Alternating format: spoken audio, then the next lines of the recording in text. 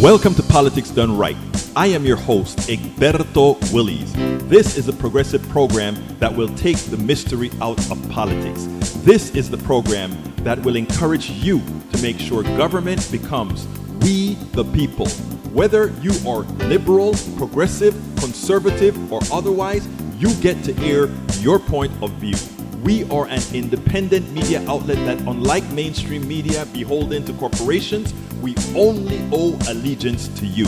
Remember, you can also send me a tweet at EGBERTOWILLIES. That is at Egberto Willies.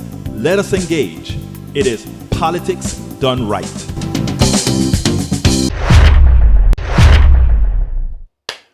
Welcome to Politics Done Right. My name is Egberto Willies, your host. Thank you so kindly for being here with us. We are going to have a great show for you today because I have a special person. For those who didn't check us out this morning, we have a wonderful young lady that's going to revolutionize the Democratic Party in North Carolina. And with that, I think many of these younger people are going to make the change. But anyhow, how was your weekend, my peeps? Bridge MCP is in the house. Michael Rudnan is in the house. Bruce Pollard is in the house. AVQE2247 is in the house. Where are the rest of my peeps?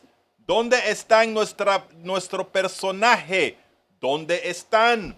Estoy buscando mi gente. Mi gente, ¿dónde están? Where are my peeps? Anyway, I imagine folks are coming in. Yep, folks are coming in. There is Yvette. Avery Herod from Atlanta, Georgia. Melanie Keelan from Barcelona, Spain. Bridge MCP from Nueva York. Michael Rudnan from Nueva York. Bruce from Kingwood, Texas. E2247. Where are you from, brother E2247? I don't know where you're from. I just realized I don't know where you're from. Anyhow, I'm pretty sure you're going to tell me in a few minutos, en un próximo de minutos me vas a decir de dónde eres tú. You'll tell me in approximate minutes, where are you from? Anyhow, let's see. Bruce says, este es las lunes y ni las gallinas ponen. Okay, all right. Carl Cox is also in the house. He says, don't wear Crocs. They're meaner than gators. Might turn around and bite your foot. Oh, I didn't know that.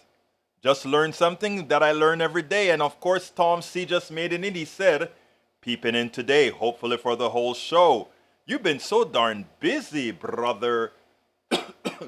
Brother Tom C. Bree says, Anderson Clayton, the youngest state party leader in the U.S., has a blue-collar blueprint. Anderson Clayton, 25, took over the North Carolina Democratic Party 3 months ago, aiming to reconnect with rural voters and engage the younger generation. Where have we heard that before? Isn't that something we've been talking about out here? It is like we must engage everybody. That's what, I'm going to be giving a speech at a Unitarian church, and that's going to be my motto. It's going to be, let's have conversations with absolutamente everybody, with absolutely everybody. Michael says, saw a mom and little kitten today for the first time on my way back home. Fed them, of course. They look like a mini clone of each other. I think I'm going to go back there and feed them again shortly. Oh, I always knew you were a nice guy. I always knew you were a nice guy. E2247 says, Bush Show, hello relatives. Today's visit will be the greatest ever visit. Well, thank you there, sir. Bruce says, working the website, getting caught up. Anytime you guys see those columnists and so forth on our website, let's give the big thank you to Bruce, who, when he gets the time, he puts them up on the screen. I got a little choked up before I came on the screen. Something got like right there, All right. Let's see what else we got here. We also have in the house. Oh, hi, Egberto AVQ, Bridge MCP. He told us. But you know what? You haven't told us yet, E2247. ¿De dónde eres? ¿De dónde eres? Where are you? What state? What city? We're not going to try to find you or hunt you down or anything like that. we won't do that. But anyhow, let's see if all our cues are made up before I start the video because I want to make sure to give this video maximum coverage. Yeah, the emails just went out. Emails just went out, just went out, just went out. Great. Anyhow, AVQ says Crocs never understood that fashion trend. Then again, I like to wear plastic glide slippers or memory foam slippers at home. Are you putting me down, Mr. Are you teasing me, Mr. AVQ? I love Crocs. I have so many Crocs it ain't funny. I have a University of Texas Croc. I have a medical student, those black Crocs that really grabs onto the ground. I have those Crocs. I have probably at least 5 pair of Crocs. And that doesn't include the ones that got damaged and torn up or whatever. I love my Crocs. Let's say, hey, E2247 Egberto, he did tell us. Oh, he did? Where was it? Where is he from? I don't see it. Let's see. Ayúdame, por favor, encontrarlo. Where is it? I'm looking at the screen, and I don't see it. So please tell me where he's from, ABQ. Bridge says, I can't wear slippers. They make me trip. I hate Crocs. Yuck. Well, I hope you don't also hate the wearer of Crocs because I am a rare wearer of Crocs. Okay. No Crocs, Egberto, including a crock of beans. Oh, man. I think you mean from a crocus bag now. All right, let's go ahead and listen to Anderson Clayton because, let's see, a while ago, not today. Oh, okay. So where is it? Please help me out because I want to remember it. I want to remember where he's from because I like to call people out with their cities just to show that we are covering the entire country. No, don't hate the wearer. Just make fun of them. So you're going to make fun of me now. It's okay. For those that are listening all over the place, she's making fun of me. Okay, let's go ahead and listen to Anderson Clayton because I think she is our future. And then you guys tell me what are your thoughts. Anyhow, let's go ahead and play that ahorita mismo. Let's get that queued up. And there we go. Welcome to Politics Done Right. She is the youngest person in the United States to run a state party. She is a Gen Z, the generation that knows what they want and will change the country if we leave it whole enough for positive change. Welcome to Politics Done Right, Miss Anderson Clayton, chairman of the North Carolina Democratic Party. How are you doing today? I'm well. Thank you so much for having me on. I really appreciate the opportunity to be here. Well, let me ask you this first of all, and please, this is nothing about being ageist. How does a 25-year-old become the chairperson of the entire state of North Carolina, the Democratic Party of that state? How did that happen? Some really good organizing.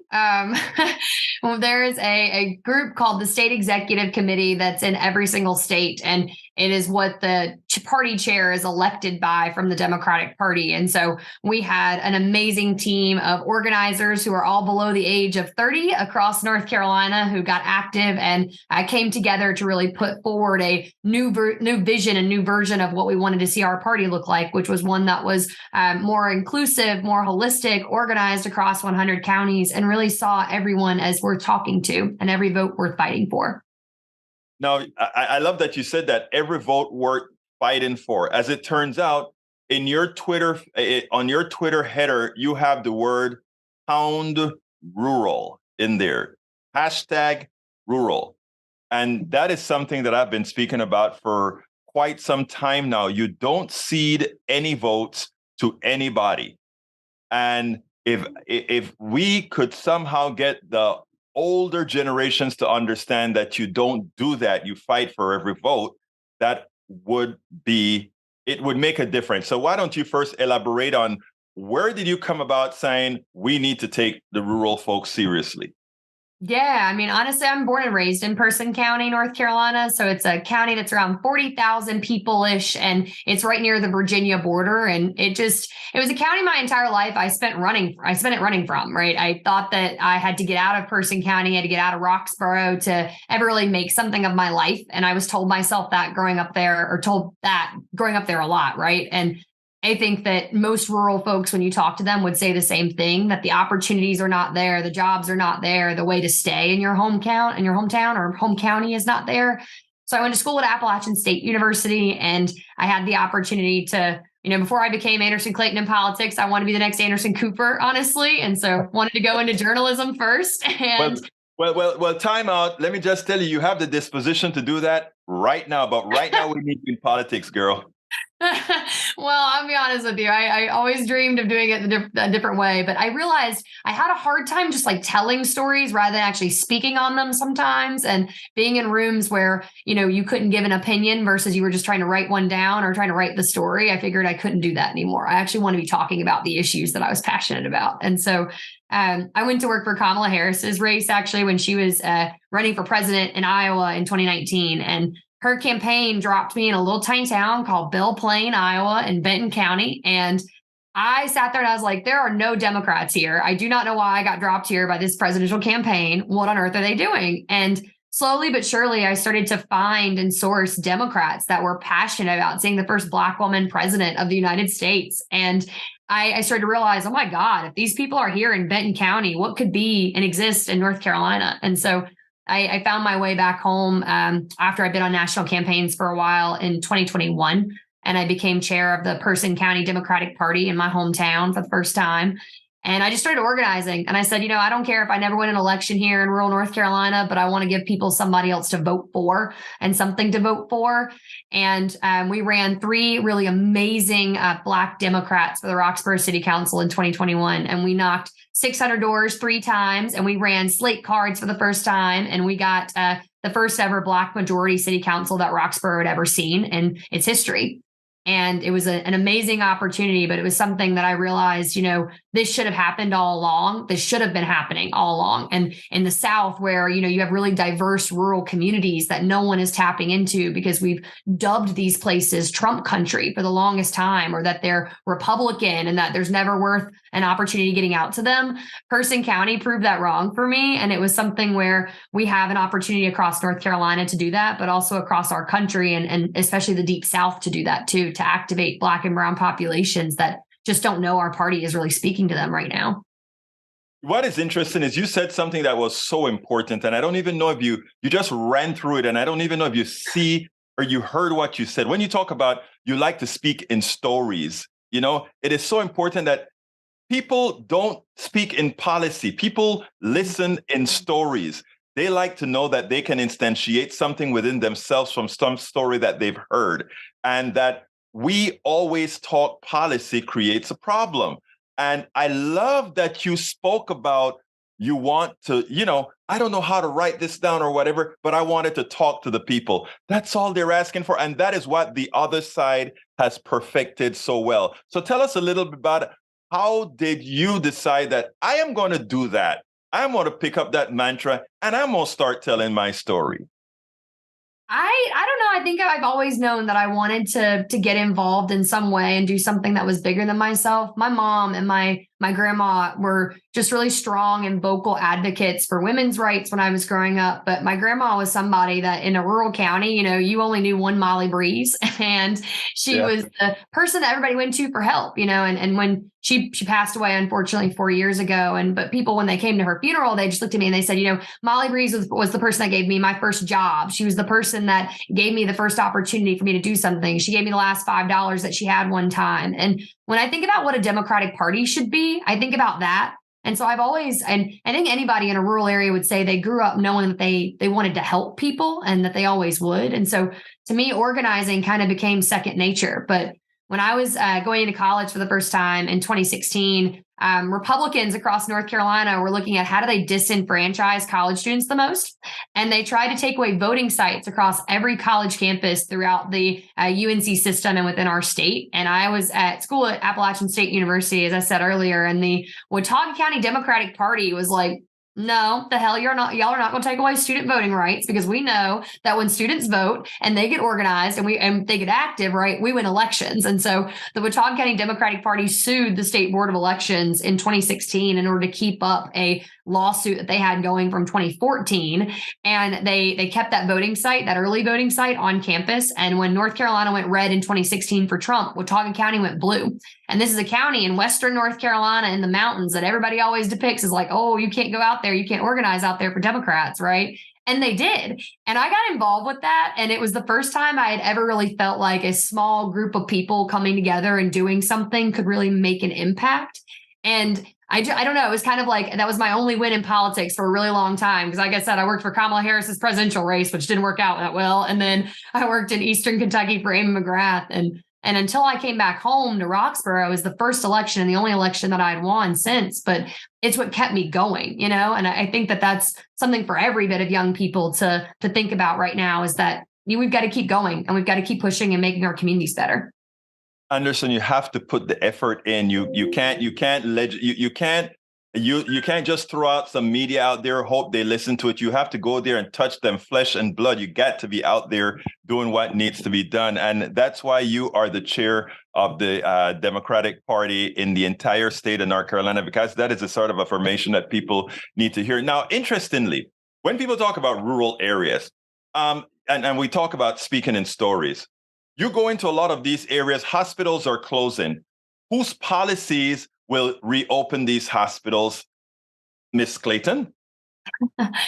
Democrats. And I think that the thing that I keep trying to tell folks is that rural communities right now, the amazing money that we're getting from the American Rescue Plan and the bipartisan infrastructure bill, it's historic. And it is for a lot of different reasons. But when you're looking at rural North Carolina, rural America in general right now, getting this money for the first time, this is the first time in 50 years a federal administration has looked at a place like Person County and said, hey, y'all are worth investing in and your future is worth having 50 years from now. And we're going to give you the money to decide what that can look like and what can propel it forward. And we need people in those communities to be getting to city council meetings and county commissioner meetings and honestly holding out their hands and going, where's my money? Where's my Democratic money that's coming down from the federal government right now? Because they're trying to bring our community back from the pandemic. They're trying to bring our economies back here. And with Joe Biden and the Harris administration, honestly, investing in manufacturing and bringing it back to being made in America again, right? North Carolina in 2007, when we had NAFTA passing and in every situation, like rural manufacturing closing, there was a huge decline in jobs and economic opportunity for families that existed all over rural North Carolina and rural America in general, for that matter, too. But and I just think like Joe Biden's administration is saying, no, we shouldn't have done that. You know what I mean? We shouldn't have made it so that we destroyed economies with that. We should have made it so that there was always a revitalization turn point for rural places. And it's just a neat opportunity right now to be able to say that. And so everywhere I go, I'm trying to tell people, Joe Biden believes in your future. Like, that's why we need him to be president.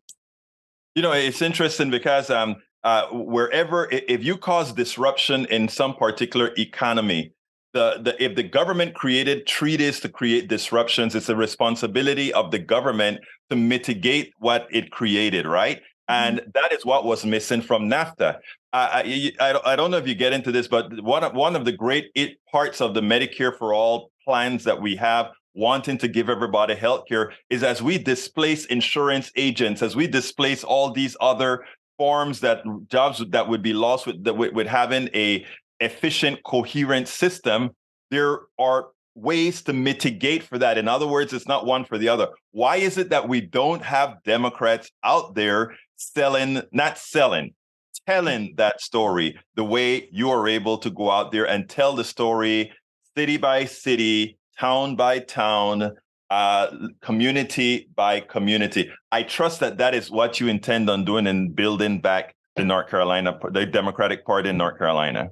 Yeah, I mean, I think that our party, when you look at, and I use Barack Obama a lot as an example, because I think that was really the last time that the Democratic Party actually did sort of a mobilization drive to get people back involved with our party, right? Like his campaign was energizing. It brought folks out from every walk of life to get involved. And we really haven't seen that type of energy since in our party. And I think we have to question why that is. And, you know, Barack Obama's campaign did what no other one has done. And I feel like they had somebody everywhere. They organized everywhere. They had somebody everywhere you turn with a clipboard board that said, are you getting registered? Like, are you registered to vote right now? Because we want you to be involved with this process. So we have to call more people into what we're doing. We have to train more people about how to talk about these things, because I also think that, right now, folks don't know. And I had someone the other day that came into my office and they were asking me, they said, Anderson, I can't get Joe Biden's $35 a month insulin. And, the one thing that stuck out to me is they said, oh my God, that man just called it Joe Biden's $35 a month insulin. That's amazing right there. But the second Imagine that. Yeah, imagine that, right? But like the second thing that he said though was also important is that he couldn't access it right now, and he didn't know what drug company he needed. It's like, and it's for his wife. His wife is on insulin, and she's still paying $500 a month for it. And he said, how do I go about accessing this? And so we were able to connect him with his Democratic state legislators. We were able to say, you need to go back and ask your doctor. Are they actually using Eli Lilly, who is the one that the Biden-Harris administration partnered with to make this happen? But there's still some things around that I'm like, we need to be doing this. If that one person's got this question, there's a lot of other people that have to have this question too, right? And right now we need to have the Democratic Party out there helping educate folks on how to access this and really making it accessible for folks. It's the same way I feel about the affordable connectivity program too, in that sense. Excellent. Let me give you a quick answer about one thing as far as why didn't we continue with, let's say, OFA, etc. People fear your vibrance, your activism, because if people realize that they're actually empowered, many of those that are empowered, that want to ensure that you don't remain empowered, they know that power has to be shared. And what you're promoting there is what a Democratic Party really should be about. And that is power sharing, not only power sharing, but an equitable, we're not looking for equal. We're not looking for everybody to be the same. We're looking for equal access to success. Equal access to success based on what you want. Now, the last question I always ask is, what would you have liked me to ask you that for some reason I didn't? Oh gosh, I don't know. How you can get involved. That's my one field pitch always. If there's anybody from North Carolina or that knows somebody from North Carolina that might be listening to the show right now, ncdp.org is where you can find out how to get involved. We're doing a volunteer call on Monday at 7 with Attorney General Josh Stein to talk about where we go from here, because we just had a abortion veto override, unfortunately, in our state that brought into a 12-week abortion ban in North Carolina. And so we're organizing on that. And we're trying to make sure that folks are out there in their communities registering voters and talking to people about November in 2023 and 2024. Well, let me tell you, Miss Anderson Clayton, knowing that North Carolina's Democratic Party is in your hands, the hands of a young woman that seems to have immeasurable energy, I think only good things are going to be coming out in 2024. So you keep up the good works, and thank you for being here on this very quick ask for an interview. Yeah, no, thank you for inviting me anytime. Happy to gab. I mean, I can't express how impressed I was with this young lady. I think I saw her on Friday on MSNBC, and then I immediately tweeted her and said, hey, love what you did on MSNBC. Would love to have you on Politics Done Right. A few hours later, got a message back from her saying, oh, yeah, give me information. Got it up. And, we set it up for yesterday, the best time that she had available. I tell you what, I could not be more impressed. If we could just have many more of her, young people, I'm not talking about folks my age or whatever. I want young people out there reinvigorating. I'm ready to follow these young folks into saying, this is what we need to do. This is what we need to get done. Because after all, the rest of the time is going to be left to them. The rest of the time is going to be left to them. Okay, let's see what else we got here. Egberto Willis, where E224 Turtle Island is the name of the Earth or not North America, used by some indigenous people as well as by some indigenous rights activists. The name is based on a creation story common to several indigenous people of the northeastern woodlands of America. There are a number of contemporary works which continue to use and to tell Turtle Islands. Thank you for the education. Michael Ronen said, as it comes to Kamala, She's widely disliked by the left for her actions as California's district attorney, and she's widely disliked by the right for, well, nothing good. Personally, I turned around over Kamala Harris when she was talking about Juneteenth with such joy. Kamala is a woman who had to live in a man's world in California. I ask most people, like I asked them several times with Hillary as well, do remember that. There are some other barriers that these folks had to cross. All right, let's see. Eric Hayes thinks that Biden destroyed a lot.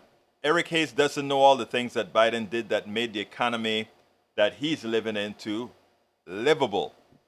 But again, when you're not informed appropriately, what can I say? Paul Fleming is in the house from Atlanta, Georgia. How you doing, Paul? We also have Crocock says, need state Democratic chairperson across America and national Democratic chairperson like Anderson Clayton. I agree. When I die, spread my remains on the floor of the GOP House of Representatives. Do not under any circumstance cremate me first. Bury my heart on the steps of SCOTUS. E2247. Little too graphic for me, my brother. I want you whole. You stay here whole, okay? Maywood is in the house. How you doing, May? Let's see. As we're constantly pointing out, it is up to the legislature to make the laws and up to the prosecutors to enforce the laws. If there's a reason that a defendant should not get a bail or a raised bail, it is up to the prosecution to bring it up. It would be a violation for a judge to look past crimes or even convictions. Only the prosecutor can do that. I hope you got an education, dear Mr. Hayes. All right, Egberto, I knew she was coming on, would have asked you about my friend's dad in North Carolina and getting help. We can still do that. I'm in touch with her. Lee Grant, that's an odd last request, E2247. I know, Lee Grant. I think, E2247 is my brother, but I don't know about cutting out a heart and doing, I don't know. All right, Anderson Clayton, I love these here youngsters from E2247. And Breed says, what was that website? Which website, Breed? Oh, you mean for North Carolina? I'll have to get it for you. Yvette Avery Herod loved the interview. She said, great interview. And Michael Rondon says, it's Eric Hayes still talking about bail. There's over 400,000 Americans waiting in jail without bail for their trials. I don't know how many of them couldn't afford bail compared to how many were a flight risk or a risk to their communities. To me, bail should be eliminated. Prosecutors need to address each case on those two criteria alone. Are you a flight risk? Are you a danger to your community? The answer to those two questions determine whether release or remand. I think that's only logical. I think you're absolutely right. You see, remember, everything we do in America is based on cash, right? In other words, what they want to say is, if your money's tied up, you're not likely to run. Well, if you think you're going to be put away forever, money or not, you're going to run. That's what happens. Tom C. says, Florida Governor Ron DeCon continues to display the unique fascismo credentials for the highest office in America by attacking his most vulnerable constituents with more ban on books, bodies, and brains. True. Tom C., what Make America Florida do now? Make America Florida. I like that. That is the new meme. Make America Florida. Paul Fleming Sr. says, nope, not possible. And Bridge MCP says, live your life as if Ron DeSatan will want to ban it. All right, the next subject today is a bit, what's the word that I want to use? 60 Minutes did a piece last night, and I found it outstanding that I'm looking it up right now. I had it. Let me go ahead and go to the newsletter I did this morning, because I found it outstanding that it turns out that at the same time we're talking about cutting, or not only cutting, but at the same time that we're talking about, let's make sure that those people who are getting food stamps and all of that, that they're working. You know, we have to make, we can't have these darn people just out there. You know, I mean, you sit back, you sit back, and you know that food stamps, the amount of money people receive for food stamps, is so small, such a small amount of money compared to what the defense contractors get. Yet, they are all upset about what they get. I want to read you this piece here. With the U.S. supplying billions of dollars of munition, let me put that on the screen. This was actually the 60-minute piece that I wanted to cover. With the U.S. supplying billions of dollars of munitions to Ukraine and growing tensions in Taiwan Strait, some Pentagon generals are sounding alarms about the dwindling supply of U.S. weapons. At a time when the cost of replacing them is skyrocketing, we wondered why the Pentagon is finding it hard to procure weapons it needs at a price taxpayers, let me get rid of that, at a price taxpayers, I lost my train here, at a price that taxpayers can pay. Where am I in this thing? There we go. We wondered why Pentagon is finding it hard to procure weapons it needs at a price taxpayers can afford. A 6-month investigation by 60 Minutes found it has less to do with foreign entanglements than domestic ones. What can only be described as price gouging by U.S. defense contractors. All right? It turns out there is this little piece, and I'm going to see if I can get it on the screen. I think I saw it in the article.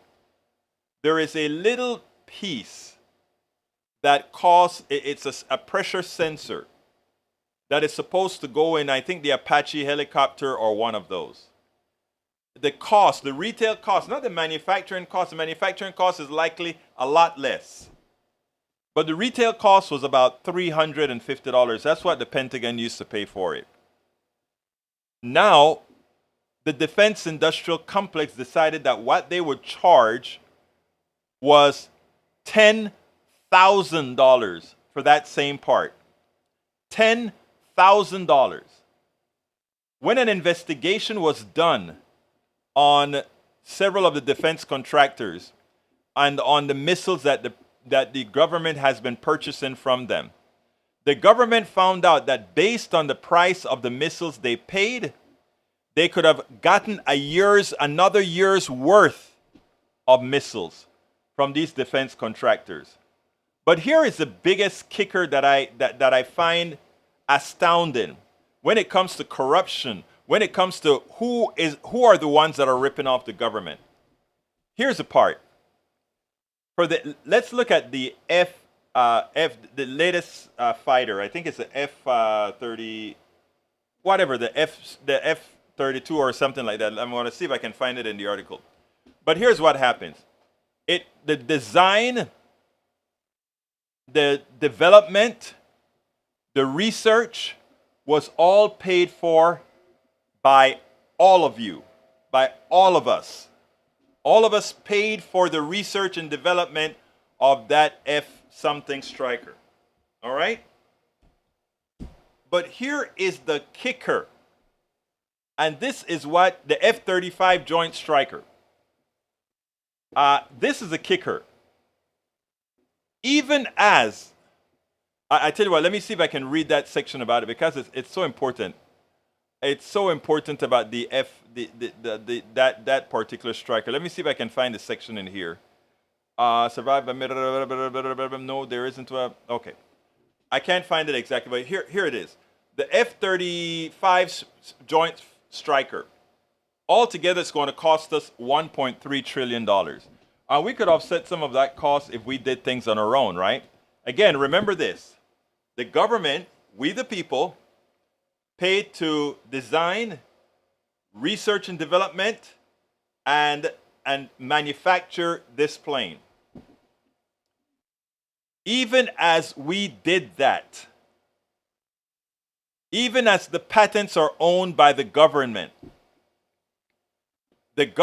doesn't have the license to build its own parts if they decide that they don't want to go with this company who developed the F-35 under our auspices.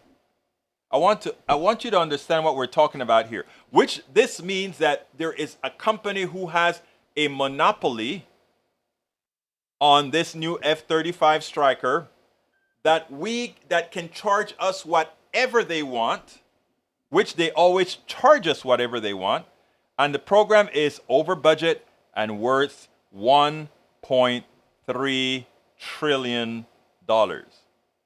And here we have Republican senators wanting to increase the defense budget further to pay for these overpriced parts and etc., instead of creating laws that prevent these capitalist thugs from cheating us out of the products we paid them to develop. I want you to think about that. You have these guys negotiating that they want work, they want the people who are taking food stamps to be work qualified. In other words, they have to show that they're looking for work, as if there are people out there that just wants to sit down and collect food stamps and don't want to go out there and work and meet people, etc. They just want to collect. But we have these corporations like the defense contractors, Lockheed, who are willing to take our monies, not $50 here, not $100 here, not $200 there, but actually billions of dollars. They cheat us out of billions of dollars. And instead of going where the money is going, where the theft is, we're looking at the small percentage of poor people, the small percentage of the budget that goes to poor people. Do you see what's wrong there? Do you understand what we're talking about now when we talk about an inequitable society, a society where very few people get to take advantage of the system, but the corporations do all of the times and we pay the price? Amazing. Amazing. Michael said, Egberto, SNAP benefits typically ran around $80 billion a year, which went up to $120 billion during the pandemic. SNAP funding keeps impoverished people who are already struggling with poverty from starvation. It's an absolutely necessary program, unlikely all these military-industrial complex funding things. Exactly. A lot of these planes, they're toys. If you doubt it, go to the desert in Arizona and see these hundreds, thousands of planes just sitting in the desert. Never seen war, just sitting in the desert. Live past their lifetime. It's amazing. But he says there is nothing wrong with regional diversity, true, but there's something wrong with fascism and authoritarianism. Authoritarianism, exactly. Michael Rudden says, well, the original idea of the militia was for citizens to hold on to weapons, then give them over to the government when a war started, unless if they were directly participating. History is such a thing. It's amazing, isn't it? Maywood said, yes, according to at least the creation story, as the creator was making the world, it was suggested that he should create dry land. When the creator asked how that should be done, the cormorant said that when he dives very deep, he saw something that might work. So he dived very deep long until it reached the bottom and found mud. So he filled his beak with the mud and brought it back to the great creator, the grandmother turtle, volunteered her back to be the base. So the great creator took the mud and began spreading it all over grandmother's turtle back. He kept spreading until all the land were created, and he began to plant trees and other plants to grow and hold the mud together, and the land animals were created, and whatever grandmother turtle stretches her leg, that causes earthquakes. Wow, where did that come from? All right. Falterman said they signed a bad contract. The government allowed 10 companies to be 5. Yeah, that's what they did. But here's the thing, Paul. They signed a bad contract not because they didn't know it was a bad contract, because they were bribed. That's why they knew and you know, they were either bribed in the past or bribed in the future. They know by passing all these rules, when they get out of Congress or if they're beaten out of Congress, they have a job. as a lobbyist to continue the what you call that, the revolving door. That's what they're all about. Bridge MTC anti-woke is asleep. True. Paul Fleming says racist people get the point, so there's no need to explain anything to them. Maywood says, replying to Rudnin, yes, Rudnin, and the majority of people receiving assistance like food stamps and Medicaid are already working just as low-paid jobs. Hey, most of the people working in Walmart are on food stamps and Medicaid. Yeah, we, the people of America, are subsidizing the workers of America so that corporations can take care of that, all that labor they're getting. It's amazing. Michael Rodin said, I have no idea what Eric Hayes is talking about, Fetterman. Bragg, Matt. Well, you can keep trying to make sense of that. All right, Carl Cox says, or rather, Bree says, Lee, woke is just about just being aware of the real issues, not the BS being pushed by the GOP. They have you wrapped in that crap. Well, we're unwrapping a lot of folks, Breach. We're unwrapping people. Carl Cox says, help the poor elderly disadvantaged, quit helping the mega-rich corporations, leeches. Conservatives want the American economy to collapse as they can install a fascist government. That is something that we all have to be aware of. Woke has two meanings, according to Michael Rudden. Most, including the left, see woke as being aware of social issues, especially in regards to racial injustice. A few, mostly the far right, see woke as being about policing speech, especially as it comes to hate speech coming from their side. You can probably guess where I stand on the issue, considering the commentary about the definitions. Of course, I know where you stand, and I know where I stand as well. All right, let's see what else. Maywood says, if it's one of the creation stories I was taught as a child by one of my grandmothers. I trust that your grandmother was indigenous. Bridge MCP says, got off the defund BS. It means that you won't admit to. It helps police. Lee Grant says policing speech is bad. I agree. Where is Alistair? I miss her here today, but she was at my show this morning, so she got her taste of politics done right today already. So let's see. Michael says defund the police was always about adding more social workers so that those social workers could deal with the mental health calls, as our police have a long, sad track record of violently responding to the disabled. Eric Hayes says, woke did a lot for the beer company. I think you're talking about the beer company that folks try to boycott, that it didn't work. Try again. You know, it's gonna be a hard take in 2024 when people realize how had they were. You know, it's gonna be an interesting scenario for folks to notice that they've been had once again by the GOP. Anyway, what else are we going to talk about? I only had that one story of greatness. Wokeness will have other commercial consequences. Keep an eye on Target. Again, like I said, my dear brother Lee Grant, you all that are trying to make an issue out of yoke, it's going to pretty much fall on one's face, because again, there's nothing wrong with being, woke? Because woke is being cool. Hey guys, I don't know if I told you guys, but we are in the process of now funding. Let me go ahead and put that on the screen. I think I can put that on the screen. I want to put it on the screen, on the screen, on the screen. Come on, screen. Where are you, screen? Come on. There we go. No, that's books. It's not what I wanted. Not what I wanted. Anyhow, I'm now funding for our, let's see. Page codes can use it. I can now read all our books here. Okay, I got that. Apparently, I didn't put it on the screen. What can I say? I thought I had it on the screen. Anyhow, I'm going to have to look for it elsewhere. But anyhow, folks, we are funding for the Chicago trip.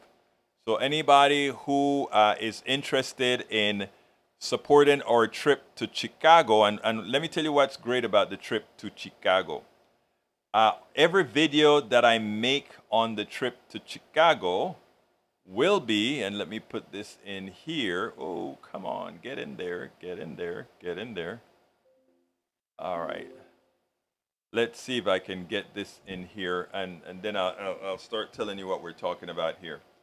Get out of there. Get in there. I'm trying to get this on the screen right now, so bear with me a second. Sometimes when I try to do 10 things at the same time, I pay the price. All right, there we go. There we go. All right. My trip to Chicago is going to be on July 13th, and we're going to be talking to a whole lot of folks. It turns out that Ilhan Omar is going to be there. Rashida Tlaib is going to be there. We're also going to have Mauskinkowski and several other great politicians that are going to be out there, not to speak about, I think, a lot of the senators are going to be there as well. So we'll be interviewing as many folks as I am able to get. Sometimes it's difficult because, especially now, they kind of run in and run out.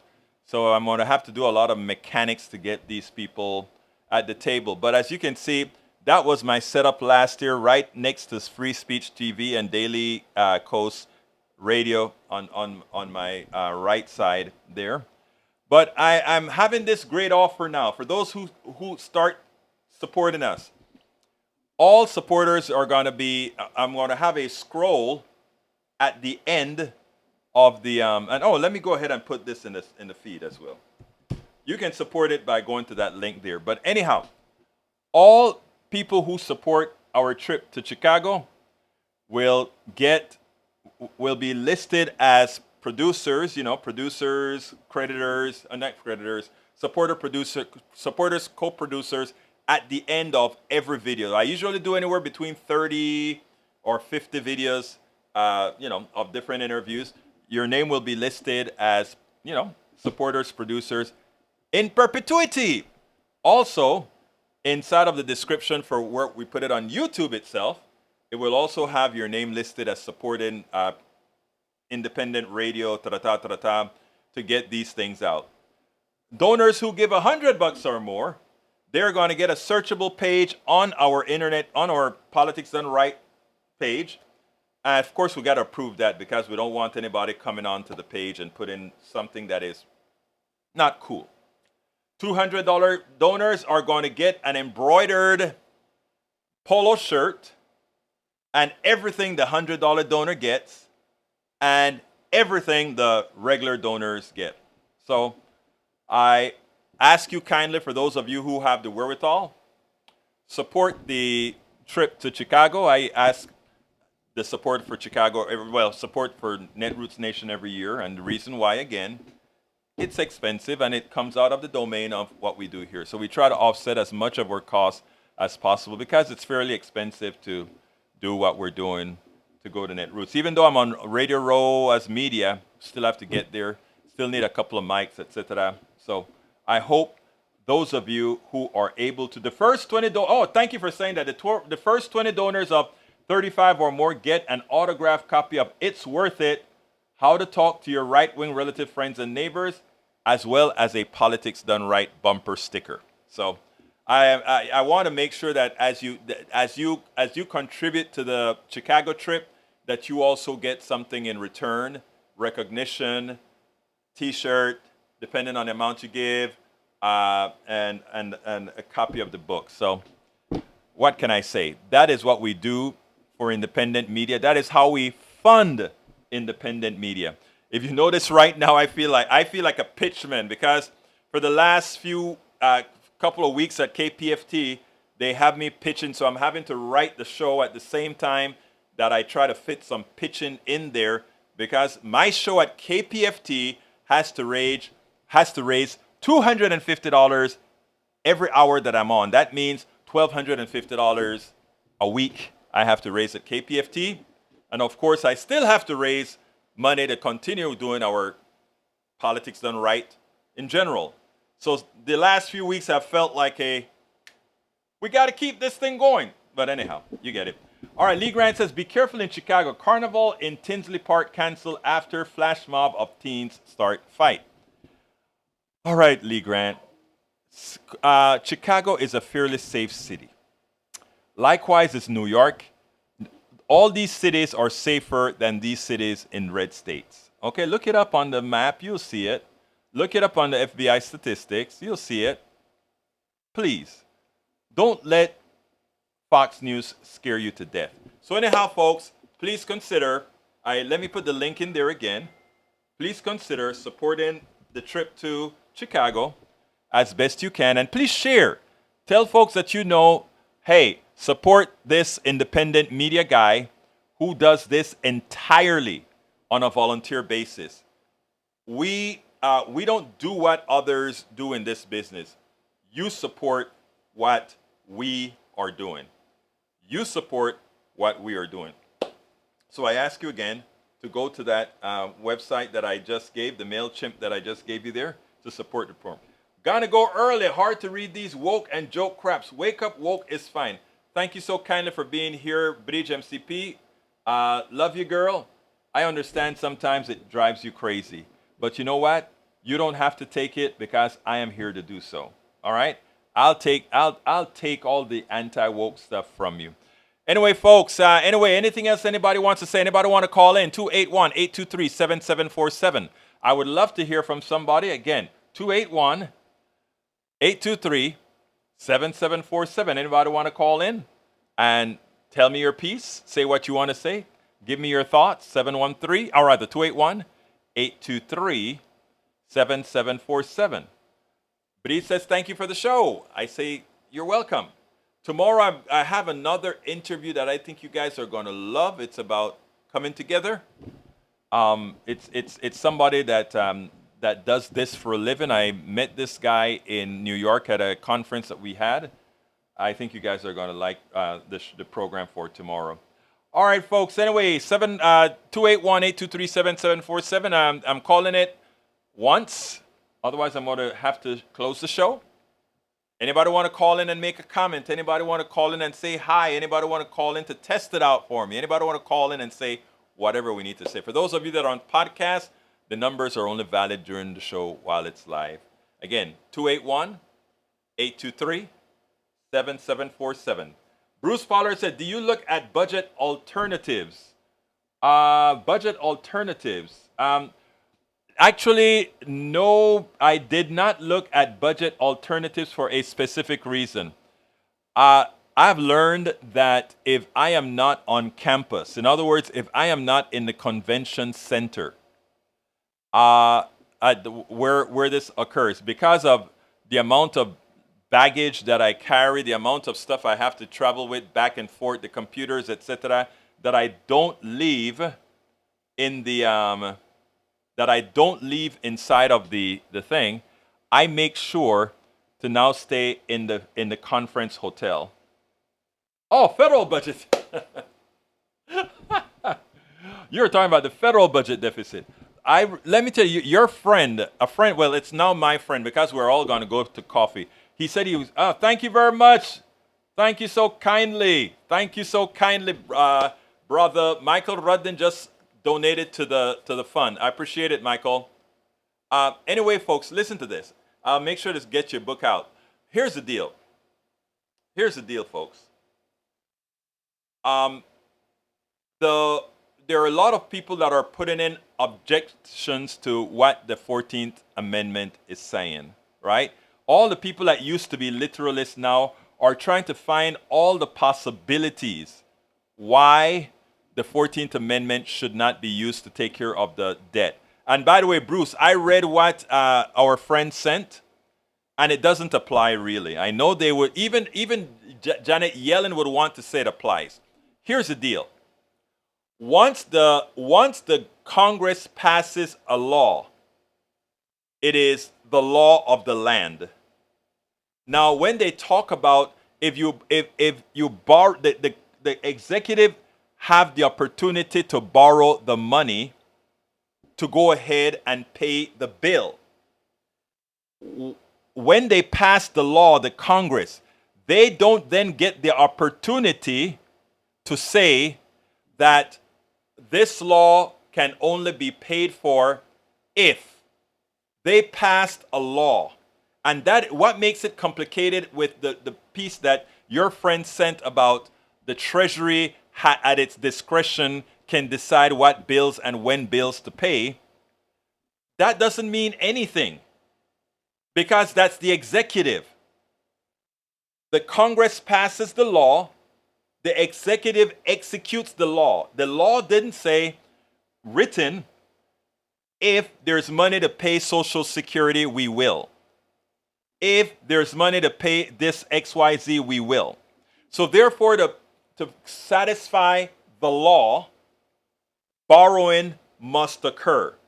And if borrowing occurs, the federal government is responsible for said borrowing. So if anybody wants to stop the funding of programs, they can negotiate that. But that has absolutely nothing to do with paying the bills. In other words, it has nothing to do with paying the bills.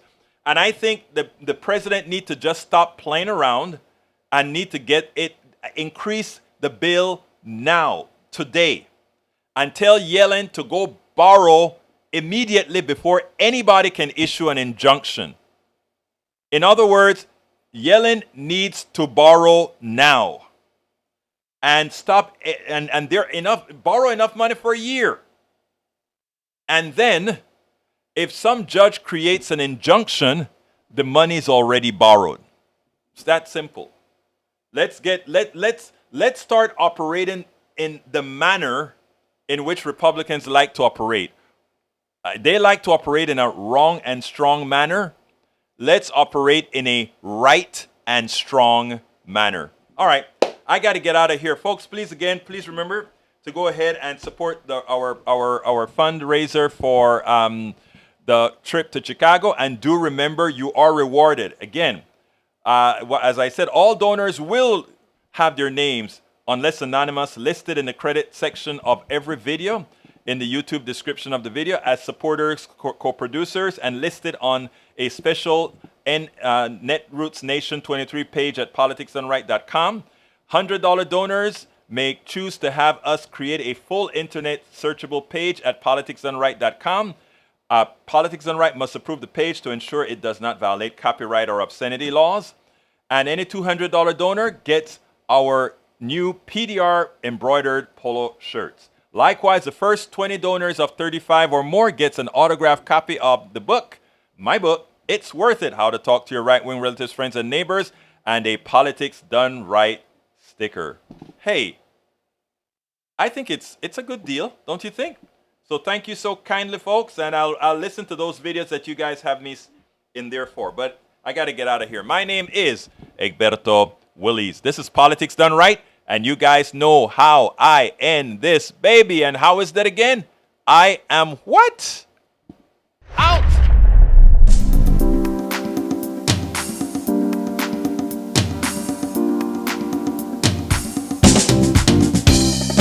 Welcome to Politics Done Right. I am your host, Egberto Willies. This is a progressive program that will take the mystery out of politics. This is the program that will encourage you to make sure government becomes we the people. Whether you are liberal, progressive, conservative, or otherwise, you get to air your point of view. We are an independent media outlet that, unlike mainstream media beholden to corporations, we only owe allegiance to you. Remember, you can also send me a tweet at EGBERTOWILLIES. That is at Egberto Willies. Let us engage. It is Politics Done Right.